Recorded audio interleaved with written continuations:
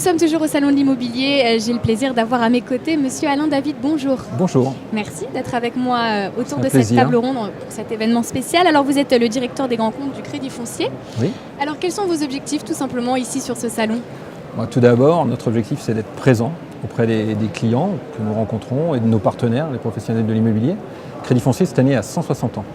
Donc, joyeux anniversaire au Crédit Foncier. C'est vraiment une institution.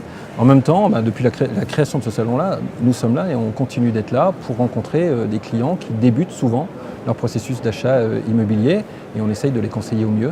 Et ça marche pas trop mal, hein. Votre stand est juste derrière nous, enfin, je le vois d'ici, il y a du monde quand même qui vient vous voir. Oui, c'est vrai, on est satisfait de ces 2 premières journées. Il y a un flux de clients intéressés assez important. On reçoit à peu près une centaine de personnes par jour et on pense que samedi ce sera encore plus important.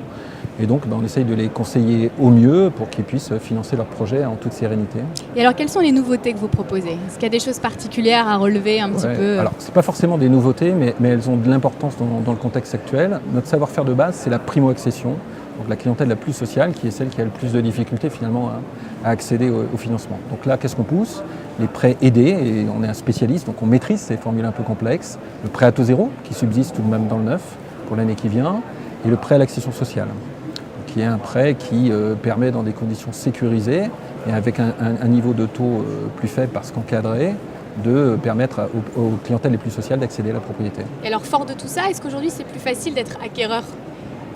C'est une question délicate, mais bon. Non, mais vraiment, je pense que c'est la question importante parce que quand on est jeune aujourd'hui, c'est très difficile d'accéder à la propriété. En plus, si on habite en Ile-de-France, alors là, c'est la catastrophe. Et si on regarde les générations précédentes, l'accession à la propriété était quand même beaucoup plus facile. Oui, aujourd'hui, c'est vrai que c'est très difficile, le marché est très compliqué. Et si on répond maintenant ponctuellement, là, au mois de mars 2012, c'est un peu plus difficile que l'année dernière.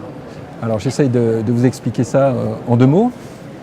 La première chose, c'est que si on regarde simplement le prix de l'immobilier, le niveau des taux de crédit, en gros, ça ne se complique pas trop parce qu'on pense que les prix devraient baisser en 2012, que le niveau des taux reste bas, relativement stable, on y reviendra dans le détail, mais ça ne va pas être des grosses variations. Donc globalement, l'accession à la propriété, si on le regarde simplement comme ça, sans l'aspect crédit, accession au crédit, ça ne va pas se corser, mais ça ne va pas non plus devenir plus facile.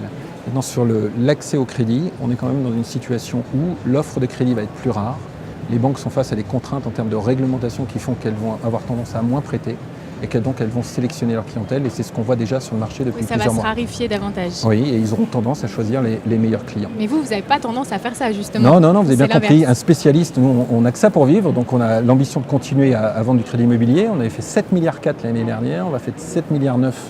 Ce sont nos objectifs pour l'année 2012. Donc on garde notre politique d'acceptation, notre politique de risque, on garde le même cap et on veut continuer à croître en termes de volume. N'empêche que ce que je vous disais est une réalité sur l'ensemble du marché. Vous avez parlé des taux. Oui. Entre nous, est-ce qu'ils vont baisser? Est-ce que c'est la bonne année pour acheter? Est-ce que c'est maintenant ou pas? Vous savez, la crise financière qu'on vient de vivre a un impact très important sur les banques et sur le crédit.